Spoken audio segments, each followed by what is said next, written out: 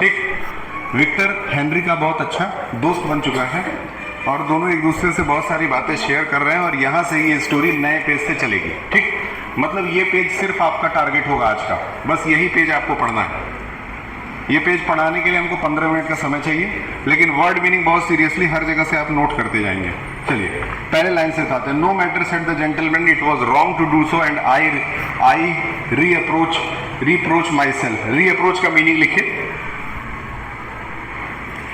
रीप्रोच का मीनिंग पीछे दिया हुआ है, आप वहीं से मीनिंग इसको ले लेंगे, लेकिन मैं अपने लैंग्वेज में लिखवाऊंगा। Expression of disapproval. डिसअप्रूवल का मतलब होता है इनकार कर देना, तो रीअप्रोच का मतलब भरिए इनकार करना। हिंदी में लिखिएगा, मीनिंग समझना हिंदी में लिखिए, और you should have a pencil also. ठीक, रीअप्रोच का मतलब क्या हुआ? इनकार कर देना। वर्ड मीनिंग बस पढ़ते चलो, इंग्लिश धीरे धीरे मजबूत हो जाएगा। माई सेल्फ का मतलब मैं सही है। माई सेल्फ का मतलब आपको पता होगा, जब आप अपने बारे में, खुद के बारे में बात करते हैं, माई सेल्फ हो जाता है। ठीक, आगे निकलते हैं। But I do not wish you have a bad opinion of me, let me drink a drop together. ठीक, दोनों एक साथ मिल करके हम बातचीत कर रहे हैं और पानी भी पी रहे हैं। आगे बढ़ते हैं।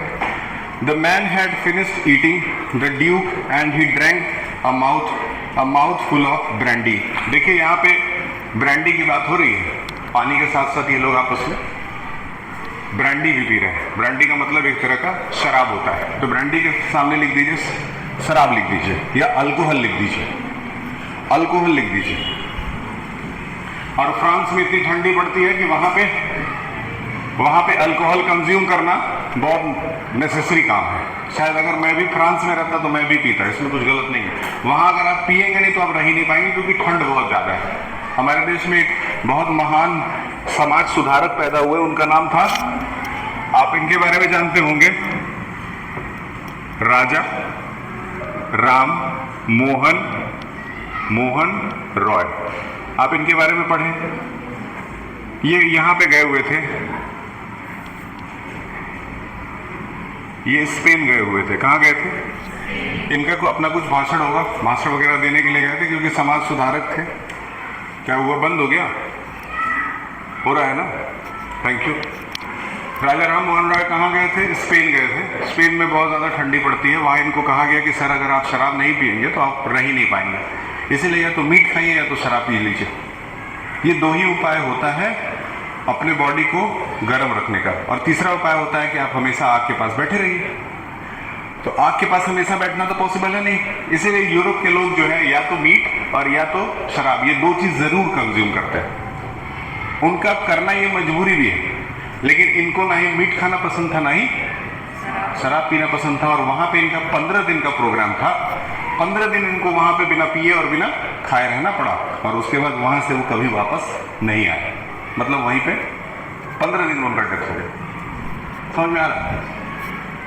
राजा राम मोहन रॉय के बारे में कभी गूगल करके पढ़िएगा, आपको समझ में आएगा। आगे बढ़ते हैं। The man had finished eating. इसका मतलब ये हुआ कि शराब पीना किसी किसी देश में जरूरी है, आपके देश में जरूरी नहीं है। आपके देश में मौसम ठीक ठाक है, अच्छा है। यहाँ पे इतना ज़्यादा ये सब जरूरी नहीं है, इसीलिए अगर कोई पीता है तो उसको मना कराएं। द ड्यूक, आगे बढ़ते हैं। What is your name? Asked the soldier of the line. Hardiment, दोनों आपस में बात कर रहे हैं, एक दूसरे का नाम शेयर कर रहे हैं। Replied the Duke, omitting his title. Omitting मतलब डिलीट करना होता है, नोट करिए।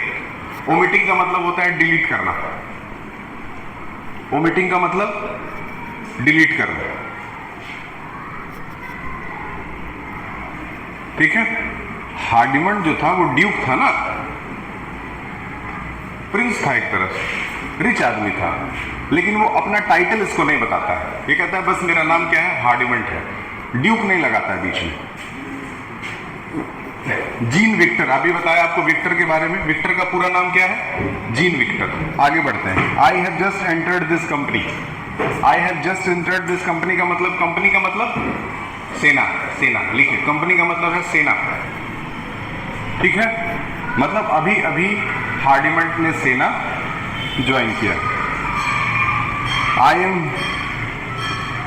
हार्डिमंड ने और जीन विक्टर ने, ये दोनों नए नए सेना में आए हैं। पहले क्या थी? I am just out of the ambulance and in the infirmary. देखिए लिखा है I am just out of the ambulance and in the infirmary. Ambulance और इन्फर्मरी दो चीजें होती है ना। आपके स्कूल में स्टाफ रूम के ऊपर लिखा हुआ है सिक रूम, पढ़े?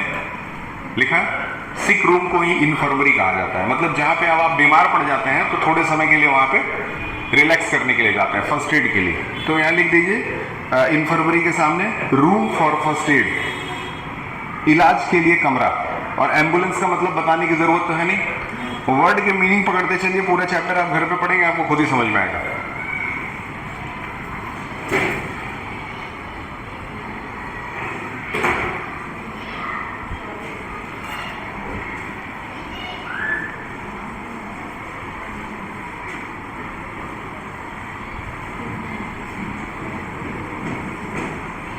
ठीक है, they gave me a horse ब्यूलेंस।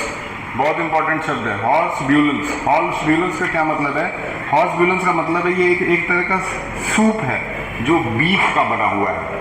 ये सब पता है ना, ये अंग्रेजों वाली किताबें, ये सब इसमें फालतू चीजें लिखी हुई।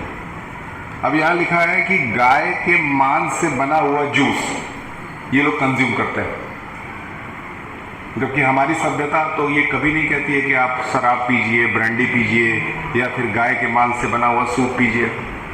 समझ में? इसीलिए सरकार ने ये किताबें बदल दी। 9th में बदलेंगे, इसीलिए बदली। फालतू चीजें ही लिखा, विदेशियों के बारे में पढ़ा रहा है, लेकिन मजबूरी है, पढ़िए। But I had only a scratch and the major signed my dismissal. Dismissal का मतलब होता है रेजिग्नेशन। लिखिए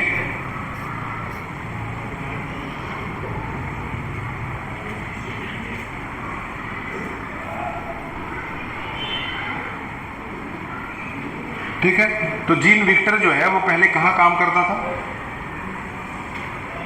पहले कहाँ काम करता था? एक हॉस्पिटल में। ध्यान से सुनिएगा, इसीलिए एम्बुलेंस का नाम दिया है। अब क्या कह रहा है कि वहां पे उसको जो खाना मिलता था वो बिल्कुल वो पसंद नहीं करता था। जो हॉर्स बिलियन करके उसको डिश मिल रहा है वो उसको पसंद नहीं था, इसलिए उसने वो काम छोड़ करके क्या ज्वाइन कर लिया? आर्मी ज्वाइन कर लिया। समझ में आया? ठीक।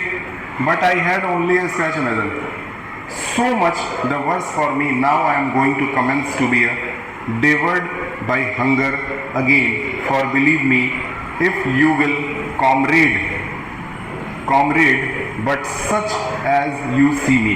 इसमें दो शब्द हैं बहुत इंपॉर्टेंट, लिखिए डी दूसरे लाइन में नहीं, पहले लाइन में लिखिए कमेंस। कमेंस का मतलब होता है स्टार्ट करना। कमेंस का मतलब क्या है? स्टार्ट करना, शुरू करना।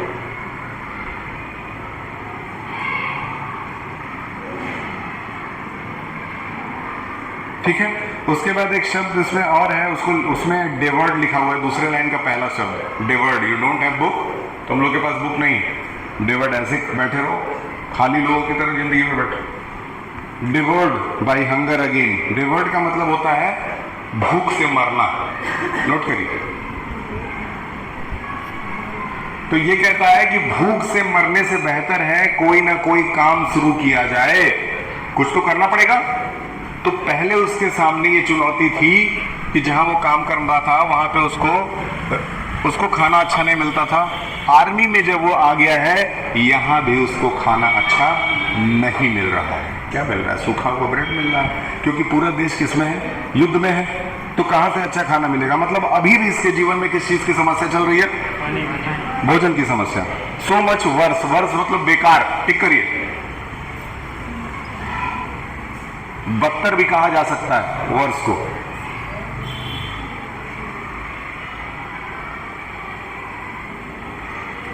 ठीक है, नीचे आइए, एक लाइन नीचे। For believe me if you will comrade but such as you see me I have been hungry all my life. Comrade का मतलब है ज्वाइन करना। लिखिए ज्वाइन। तो विक्टर अपने दोस्त हार्डिमंड को सारी स्टोरी बता रहा है। उसको आर्मी में रहने की शर्तें बता रहा है कि आर्मी में रहना भी बहुत कठिन काम है, इतना आसान नहीं है। क्योंकि यहाँ भी आपको कई कई दिन तक भूखा रहना पड़ता है। जब युद्ध का समय चलता है तो क्या करना पड़ता है? क्या युद्ध का समय क्या भूखा रहना पड़ता है?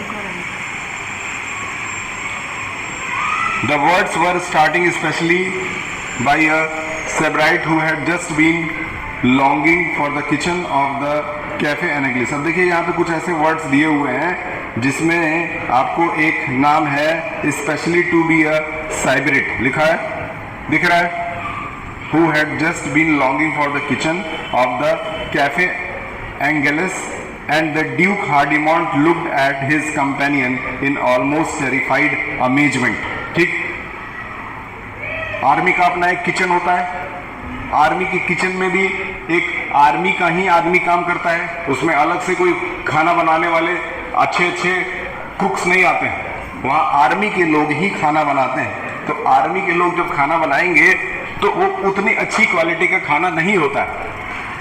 और जबकि हार्डिमंड जो है वो बचपन से ही ऐसी जिंदगी जी करके आया है जहाँ पे उसको खाने की कोई कमी नहीं थी।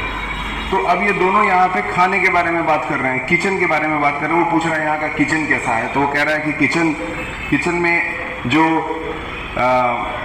वहाँ का जो हेड है उसको हम लोग कहते हैं कैफे एनेग्लिस। टिक करिए, जो वहाँ का किचन संभाल रहा है, ठीक। उसके नीचे एक शब्द है टेरिफाइड। टेरिफाइड मतलब डरा हुआ, लिखिए टेरिफाइड मतलब डरा हुआ।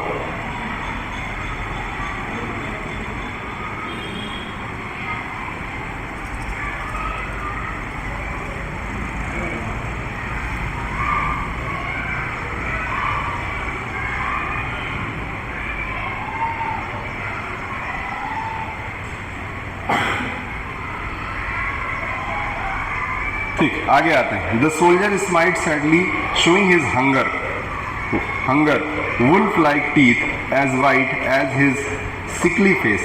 अब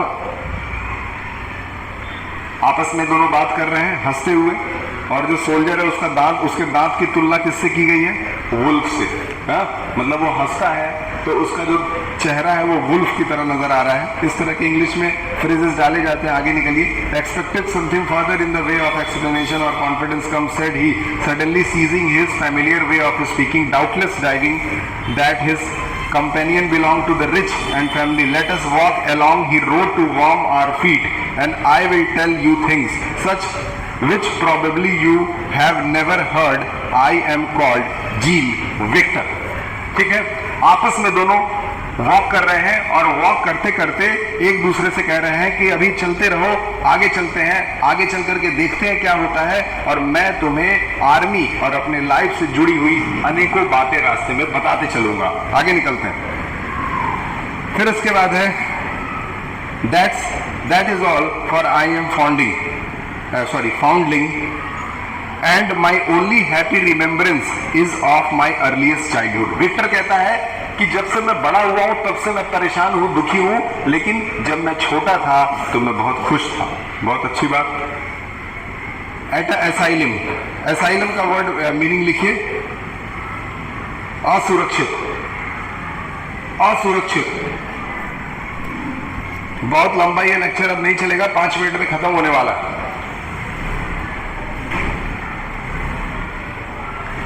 ठीक है। असाइलम, असाइलम क्या है? असाइलम का मतलब होता है कि जब आप किसी दूसरे देश में जा करके ये कह दे कि मेरा देश सुरक्षित नहीं है, आप मुझे यहाँ रख लीजिए, आप मुझे अपने देश में रख लीजिए क्योंकि मेरे देश में मुझे खतरा है, तो इसको असाइलम कहा जाता है। याद रखिएगा, ठीक है, असाइलम। ठीक। तो विक्टर का ख्याल जो है, एक सिस्टर रखती थी, a kind sister to care for me quite young as a wax taper. She died afterward of lung trouble 1। ठीक। तो बचपन से ही विक्टर को पाल पोस के किसने बड़ा किया? एक सिस्टर ने, लेकिन उनके लंग्स में कोई डिजीज था जिसकी वजह से उसकी सिस्टर मर गई, उनका डेथ हो गया। ठीक। फिर उसके आगे लिखा हुआ है She died afterward for a lung trouble. I was her favorite because she used to draw me to her side and lay lay her warm thin hand on my forehead, मेरी जो सिस्टर थी वो मुझे अपने just बगल में बैठा करके मेरे सर पे हाथ रख करके सहलाती थी, मतलब मुझे बहुत मानती थी। आगे बढ़ते हैं, शी यूज्ड टू हम। उसके बाद है but when I was 12 year old after my first communion. देखिए फर्स्ट कम्युनियन का मतलब वहां पे जैसे यहाँ बोर्ड एग्जाम देते हैं ना बच्चे, बोर्ड एग्जाम देते हैं, तो वहां पे कह रहा है कि जब मैं 12 साल का था तो उस समय में अपने प्राइमरी विद्यालय को पास कर चुका था। ठीक, उसके बाद कह रहा है कि मैं बहुत गरीब था। आगे देखिए शब्द लिखा हुआ है there was nothing but poverty. Poverty मतलब गरीबी, लिख लीजिए।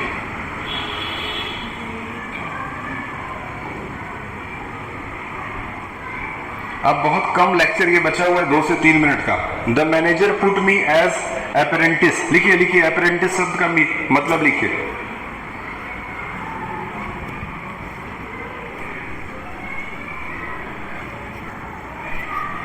ठीक है, यहां अप्रेंटिस शब्द का मतलब मजदूर से है, मजदूर।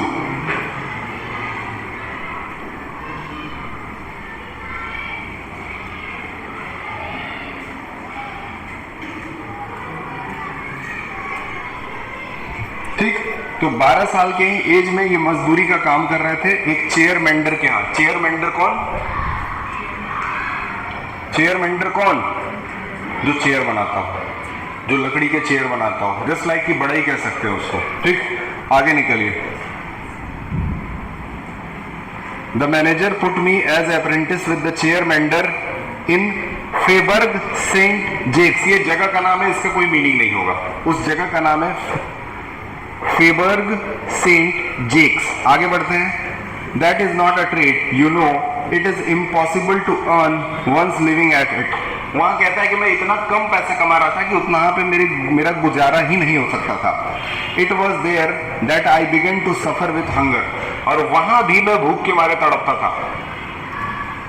The master and mistress two old लिमन्स। लिखिए बुजुर्ग, टू ओल्ड लिमोसन्स, यहां बुजुर्गता की बात हो रही।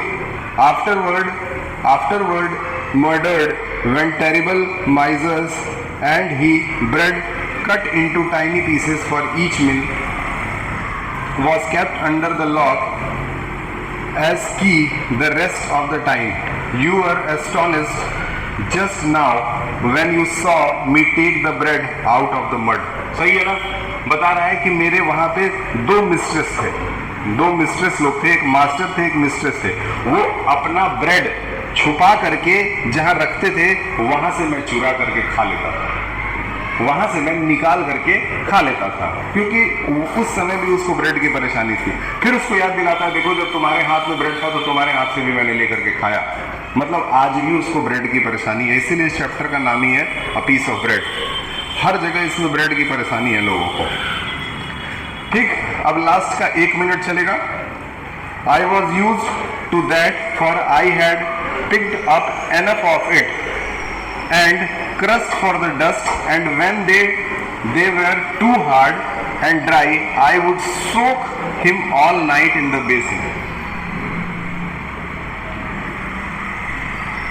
क्या बोल रहा है? ये बोलता है लास्ट में जाके कि ब्रेड मैंने वहां से निकाला। कभी कभी ब्रेड बहुत सॉफ्ट रहता था तो मैं तुरंत खा जाता था, कभी कभी ब्रेड बहुत हार्ड रहता था, अगर पाव रोटी जिसकी बात हो रही है, तो उसको मैं पानी में पहले गीला करता था, पानी में भिगा देता था तो वो नरम हो जाता था, उसके बाद मैं उसको खा लेता था। समझ में आ रहा? ठीक, लास्ट के 30 seconds. I had windfall some time such as piece of bread nibbled at the end when the children would take out their basket and throw the side home. चलिए, लास्ट के 15 सेकंड में ये कहता है कि कुछ बच्चे जब स्कूल जाते हैं तो अपने साथ टिफिन या लंच लेकर के जाते थे, है ना? तो वो बच्चे जब अपना टिफिन पूरा नहीं कर पाते थे तो अपना ब्रेड फेंक देते थे, वहां से भी मैं वो ब्रेड पिक करके खा लेता था। ठीक है, तो मतलब आज जो है वो हम लोगों ने सिर्फ और सिर्फ विक्टर की मजबूरियां पढ़ी। इस पूरे पेज में सिर्फ और सिर्फ विक्टर और हेडिमंड के बीच में बातचीत हो रहा है। सपोज ये विक्टर है, ये हेडिमंड है, ये आपस में बातचीत कर रहे हैं। इनको रोटी की बहुत परेशानी रही है और ये बहुत अमीर आदमी रहे हैं क्योंकि इनको 2100 रुपये मेरे ख्याल से इनाम भी मिला है। तो ये दोनों आपस में पूरे स्टोरी में आज पूरे दिन भर बात किए हैं कि भैया रोटी की कितनी समस्या मुझे बचपन से रही है, मैं कितना गरीब रहा हूं और मैंने कितना ज़्यादा स्ट्रगल किया है। ठीक, एक लास्ट में आपका 2 पेज का ये काम बचेगा। ठीक है, ये एक ही दिन में हम लोग कल कंप्लीट करेंगे। आप ये बताइए कि आपके पास एक्सरसाइज पहुंचा है कि नहीं पहुंचा? नहीं पहुंचा है, ठीक है, अभी वो पहुंच जाएगा। तब तक आप अपने